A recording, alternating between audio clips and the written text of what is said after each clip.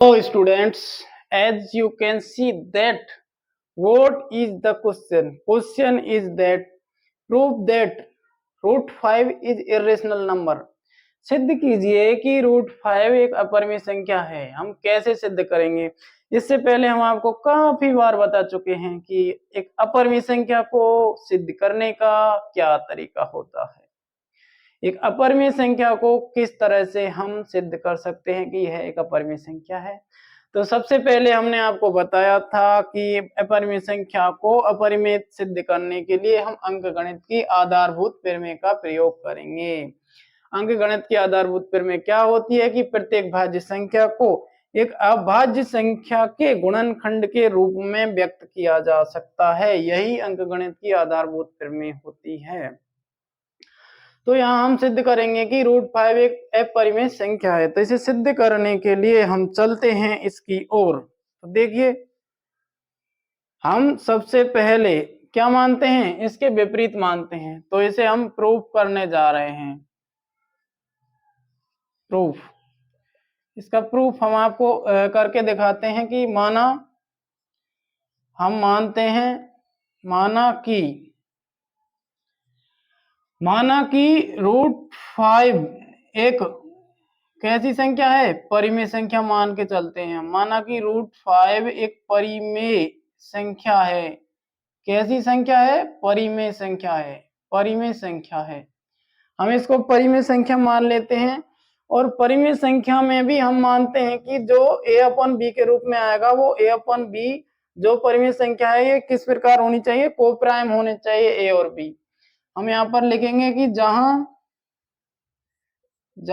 a और b क्या है? पूर्णांक हैं। a और b पूर्णांक हैं और a तथा b कोप्राइम है।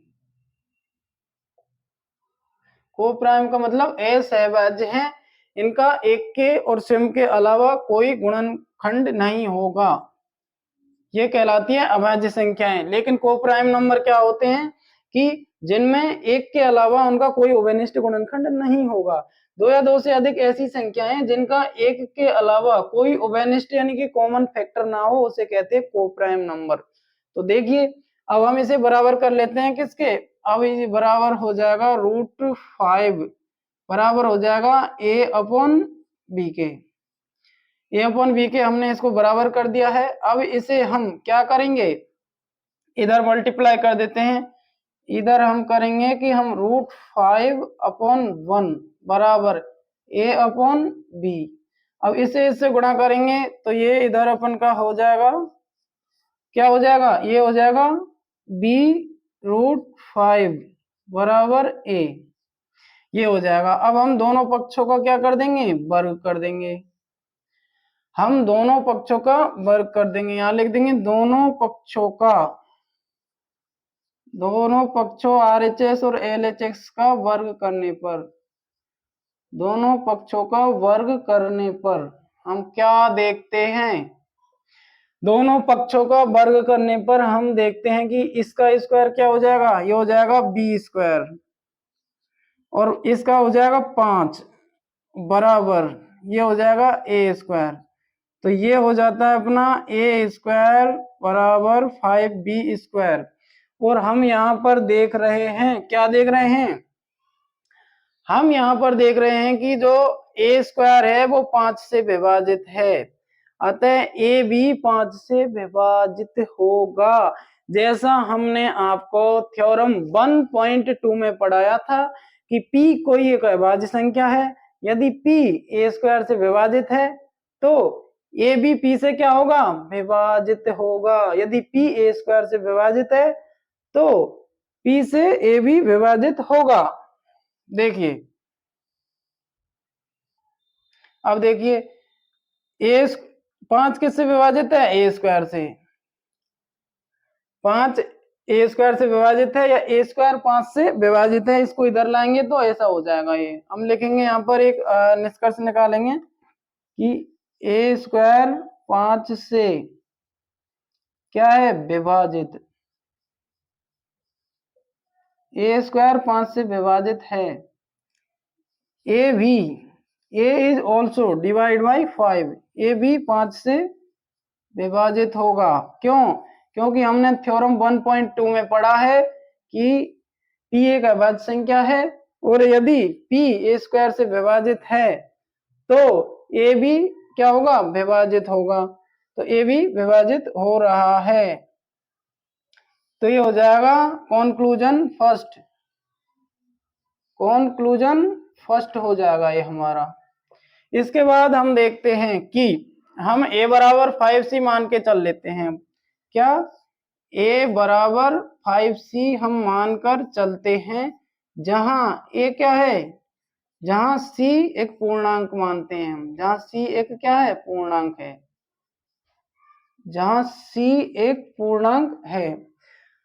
अब हमने a बराबर 5c माना है जहां पर c एक क्या है, पूर्णांक है।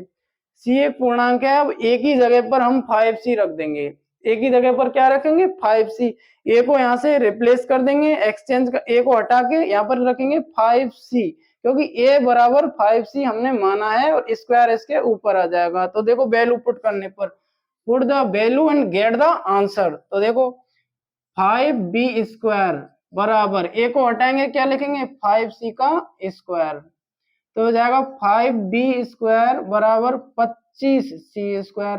5 से 5 25, 5 बार कट गया तो बचेगा b स्क्वायर बराबर 5c स्क्वायर। अब देखिए, अब आएगा इंटरेस्ट इसको करने में।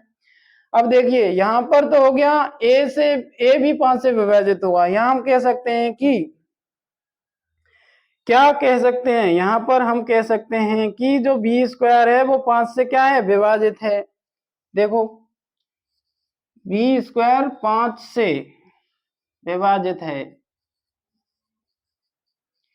बी स्क्वायर 5 से विभाजित है, बी भी 5 से क्या होगा, विभाजित होगा। बी भी 5 से विभाजित होगा। अब देखिए बड़े ध्यान से, हम आपको बता रहे हैं कि ये कंक्लूजन सेकंड आया है, वो कंक्लूजन फर्स्ट था। ये दोनों कंक्लूजन मिल करके हमारे इसका सिद्ध कर देंगे। देखिए यहाँ पर 5c स्क्वायर बराबर बी स्क्वायर है, तो ये 5 उधर जाएगा तो बी स्क्वायर भी 5 से विभाजित हो जाएगा। और जब इस प्रकार हम कह सकते हैं बी भी 5 से विभाजित होगा। ये दो कंक्लूजन निकल के आए हैं। अतः हम कह सकते हैं कि अब हमें यहाँ विरोधाभास प्राप्त हो रहा है, कौन सा, कि यह एक क्या है, परिमेय संख्या। क्योंकि देखिए अब, अतः विरोधाभास प्राप्त होता है कि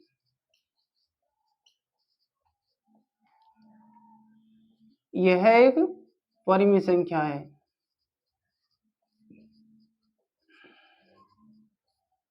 देखिए विरोधाभास क्यों आया, विरोधाभास इसलिए आया कि हमने यहाँ पर इसको कोप्राइम माना है, और कोप्राइम माना है तो कोप्राइम में क्या होता है कि दो या दो से अधिक संख्याओं के एक के अलावा कोई उभयनिष्ठ गुणनखंड नहीं होता। ए और बी का एक के अलावा कोई उभयनिष्ठ गुणनखंड नहीं होगा। लेकिन हम यह क्या देखते हैं कि जो 5 है वो ए 5 से भी विभाजित हो रहा है, बी भी 5 से विभाजित हो रहा है। तो 5 और 5, 5 5 दोनों में, 5 दोनों में देखेंगे तो 5 कॉमन आ रहा है। ये तो इसका खंडन हो गया, विरोधाभास हो गया। अतः विरोधाभास प्राप्त होता है कि ये एक परिमेय संख्या है।